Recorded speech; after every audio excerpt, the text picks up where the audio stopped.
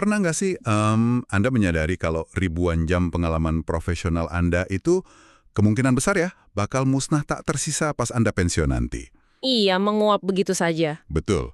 Semua rapat krisis yang berhasil Anda tangani, inovasi kecil yang Anda temukan di meja kerja, sampai percakapan bermakna dengan rekan sejawat. Semuanya hilang.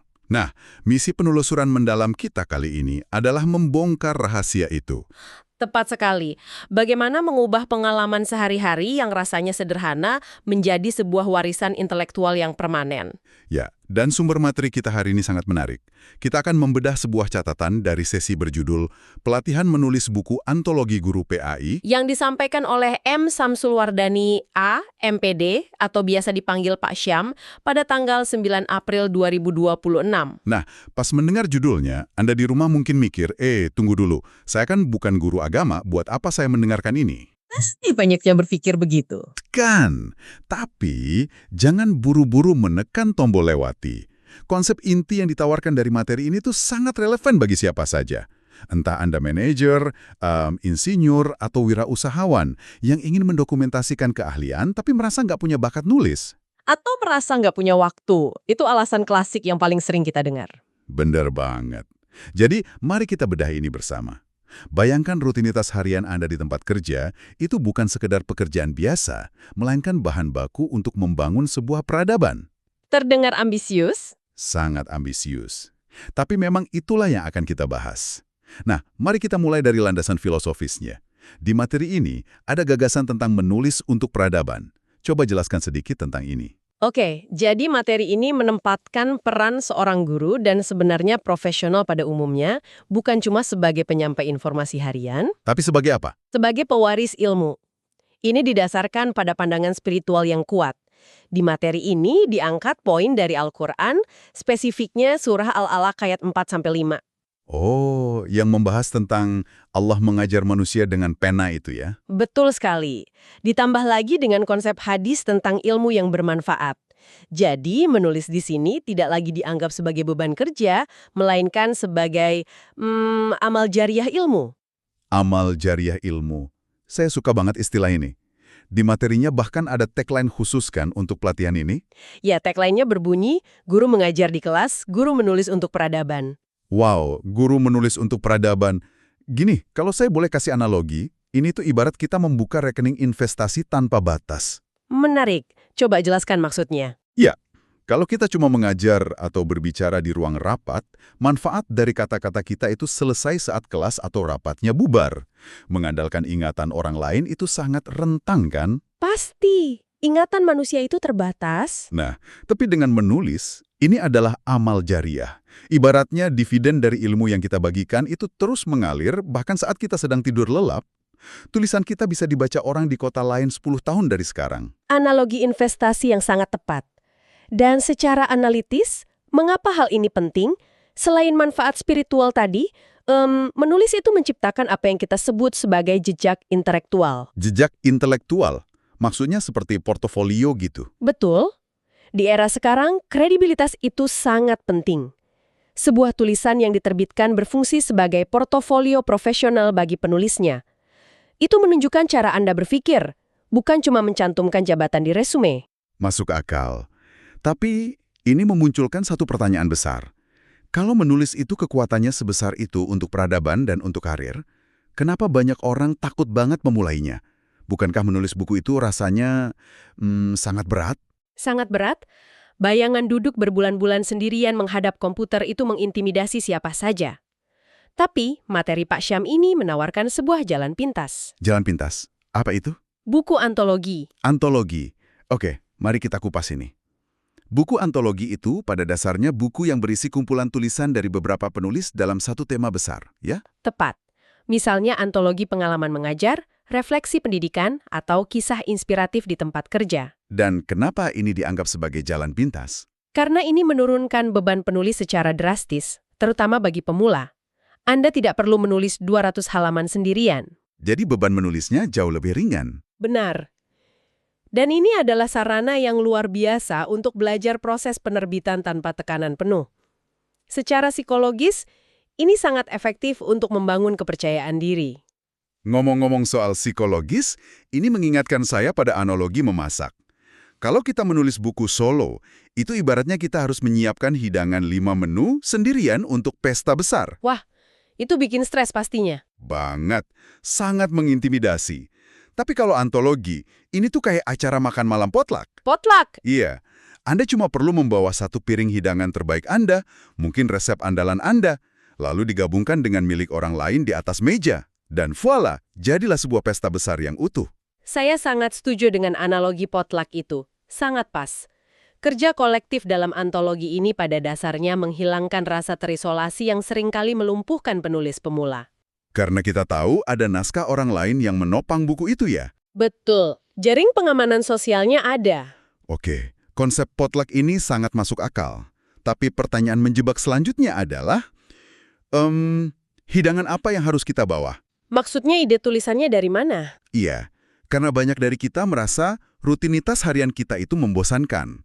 Dari mana kita bisa mendapat ide tulisan yang layak dibaca orang lain? Nah, inilah salah satu bagian paling brilian dari materi ini. Bagaimana mengekstrak ide dari kejadian sehari-hari. Inspirasi itu tidak harus datang dari momen dramatis. Terus dari mana dong? Bisa dari kisah siswa, pengalaman kecil di sekolah, atau benturan nilai-nilai di tempat kerja. Di materi ini, ada beberapa contoh judul nyata yang dihasilkan peserta. Coba sebutkan beberapa. Misalnya, belajar ikhlas dari seorang murid. Atau pelajaran sabar di ruang kelas. Ada juga menanamkan akhlak di era digital. Wow, judul-judulnya terdengar sangat membumi, tapi punya daya tarik emosional. Betul, dan untuk membantu menemukan ide-ide seperti itu, Pak Syam memberikan sebuah rumus ajaib. Wah, ada rumusnya. Apa itu? Rumusnya adalah pengalaman ditambah nilai ditambah hikmah. Pengalaman ditambah nilai ditambah hikmah. Bisa kasih contoh konkret bagaimana rumus ini bekerja? Tentu, katakanlah pengalaman mentahnya adalah Anda mempergoki seorang murid yang tidak jujur saat ujian. Oke, kejadian sehari-hari yang cukup umum. Ya, kalau Anda berhenti di situ, itu cuma laporan kejadian. Tapi lalu Anda memasukkan nilai, dalam hal ini nilai kejujuran. Saya mulai paham arahnya. Dari pertemuan antara pengalaman dan nilai tersebut Anda mengekstrak hikmah, yaitu misalnya pentingnya menanamkan sifat amanah sejak dini di tengah tekanan nilai akademik. Yang paling menarik di sini adalah rumusnya itu sendiri. Ini seolah-olah kita sedang menggunakan metode ilmiah, tapi untuk memproses sebuah emosi atau kejadian manusiawi. Deskripsi yang sangat bagus. Metode ilmiah untuk emosi. Iya kan? Kita punya data mentah berupa pengalaman. Lalu kita saring data itu melalui sebuah variabel yang kita sebut nilai. Dan dari situ kita dapatkan kesimpulannya, yaitu hikmahnya. Bukankah ini membuat proses pencarian ide yang tadinya abstrak menjadi sangat praktis? Sangat praktis. Dan rumus ini memiliki fungsi ganda. Ia memaksa penulis untuk tidak sekedar curhat atau menulis buku harian pribadi. Betul, karena pembaca mungkin nggak peduli dengan buku harian kita. Tepat, pembaca mencari makna universal. Rumus ini menarik keluar mengapanya, makna universal yang bisa dipelajari dan diterapkan oleh pembaca dalam hidup mereka sendiri. Sangat membosankan kalau cara kita menceritakannya salah. Sering terjadi, eksekusi bahasanya kaku. Ya, kayak baca laporan keuangan. Bagaimana cara membuat pembaca kita tidak tertidur di paragraf pertama? Ini membawa kita ke bagian teknik menulis. Materi ini secara spesifik membahas struktur tulisan antologi. Bagaimana strukturnya? Alurnya jelas. Pembuka, lalu masuk ke cerita utama, memuncak di konflik, dan ditutup dengan hikmah. Kedengarannya rapi. Memang, tapi strukturnya saja tidak cukup. Dibutuhkan bahasa yang komunikatif, sederhana, dan reflektif. Terutama di bagian pembuka atau yang biasa disebut teknik Kyle. Teknik Kyle. Untuk memancing perhatian pembaca kan? Betul. Mari kita bedah langsung kontrasnya dari catatan Pak Syam. Ini contoh kalimat pembuka yang biasa dan cenderung lemah. Pada suatu hari, saya mengajar di kelas. Iya. Membosankan. Terdengar seperti dongeng anak-anak yang klise. Nah, bandingkan dengan contoh kalimat pembuka yang kuat ini. Saya terdiam ketika seorang murid bertanya, "Pak, apakah Allah masih sayang pada saya?" Wow. Serius, wow. Perbedaan dua kalimat ini luar biasa. Sangat kontras, bukan? Banget. Pembuka yang pertama itu rasanya seperti membaca buku manual kulkas, datar. Tapi pembuka yang kedua, itu terasa seperti adegan pembuka di film thriller atau drama pemenang Oscar. Reaksi yang wajar. Sebagai pembaca, insting saya langsung terpancing. Saya langsung ingin tahu apa yang terjadi pada anak ini. Kenapa dia menanyakan itu? Dan itulah mekanisme dibalik kalimat pembuka yang kuat. Itu adalah aplikasi langsung dari penggunaan dialog dan pemancingan emosi. Jadi langsung memasukkan kutipan langsung ya? Betul. Alih-alih menceritakan urutan kejadian secara kronologis dari pagi hari, Anda langsung mendeskripsikan suasana batin atau memunculkan dialog yang memicu pertanyaan di kepala pembaca. Membawa pembaca langsung ke tengah-tengah momen kritis. Keren. Baiklah, cerita sudah ditulis. Kalimat pembukanya sukses memukau penonton. Lalu, apa langkah selanjutnya? Ke tahap penerbitan. Nah, ini dia ketakutan terbesar lainnya. Apakah naskah ini hanya akan berakhir berdebu di folder komputer kita? Karena mencari penerbit itu kan setengah mati susahnya. Disinilah keunggulan mengikuti pelatihan penulisan antologi yang terstruktur. Materi ini menguraikan alur pembuatan buku secara utuh. Mulai dari mana? Dari menentukan tema besar, proses menulis, editing, layout, desain cover, hingga akhirnya naskah itu terbit menjadi buku fisik. Semuanya difasilitasi? Jadi penulis tidak dilepas sendirian mengurus itu semua? Tidak. Dan yang lebih penting, hak-hak penulis dijamin. Hak seperti apa? Mereka akan mendapatkan buku cetak, nama mereka tercantung resmi sebagai penulis, dan bahkan ada potensi bagi hasil atau royalti. Oke, infrastrukturnya sudah ada. Tapi ada satu hal di materi ini yang bikin saya agak, bagaimana ya, merasa ini kurang masuk akal. Bagian yang mana itu? Tentang latihan praktek langsung atau hands-on yang diberikan Pak Syam. Di catatan itu disebutkan, peserta cuma diberi waktu 15-20 menit dengan target menyelesaikan satu halaman pertama. Iya, betul, ada sesi itu. Tunggu sebentar, 15-20 menit untuk satu halaman pertama. Apakah itu realistis? Kebanyakan orang menghabiskan 20 menit pertama hanya untuk menatap kursor yang berkedip di layar kosong. Terlihat mustahil ya, tapi batas waktu yang sempit ini justru merupakan teknik psikologis yang sangat brilian. Brilian bagaimana? Bukannya malah bikin panik? Justru itu tujuannya. Tujuannya sama sekali bukan untuk mencari kesempurnaan draft. Tujuannya adalah untuk membunuh sindrom kertas kosong. Sindrom layar kosong itu ya? Iya. Kalau Anda diberi waktu 2 jam, Anda akan terlalu banyak berpikir dan menghapus kalimat. Tapi dalam 15 menit, otak Anda dipaksa masuk ke mode eksekusi. Oh, saya paham. Jadi semacam sabotase kritikus internal di kepala kita. Tepat sekali. Dan selama 15 menit itu, mereka tidak dibiarkan bingung. Mereka diminta langsung menuliskan judul, lalu menjawab 3 pertanyaan rel panduan. Apa saja 3 pertanyaannya? Dan sebagai informasi praktis tambahan, bagi peserta yang merasa terjebak atau tertarik bertanya lebih jauh, Pak Syam bahkan membagikan kontaknya secara terbuka. Oh iya, nomornya dicantumkan? Iya, di 0813 1560 3310 untuk konsultasi langsung. 0813 1560 3310. Ketersediaan fasilitator seperti ini pasti memberi rasa aman yang besar bagi penulis pemula, bahwa mereka tidak akan ditinggalkan kalau stuck. Itu adalah jaring pengaman terakhir yang memastikan semua orang bisa menyelesaikan tulisannya. Luar biasa.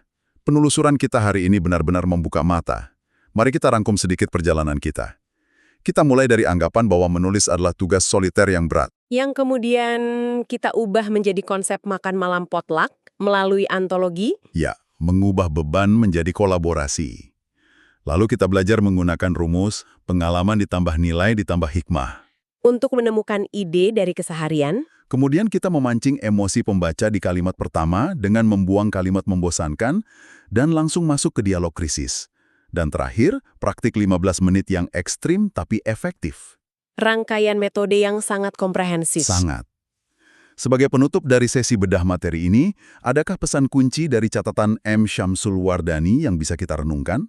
Ada 2 kutipan penutup yang sangat kuat dari materi beliau. Yang pertama, tulisan guru bisa menjadi cahaya bagi banyak orang. Indah sekali. Dan yang kedua, Ini sebuah pengingat yang sangat menyentuh tentang batasan kita sebagai manusia. Jika lisan berhenti berbicara, tulisan akan tetap menyampaikan ilmu. Kan sebuah eksperimen pikiran ini.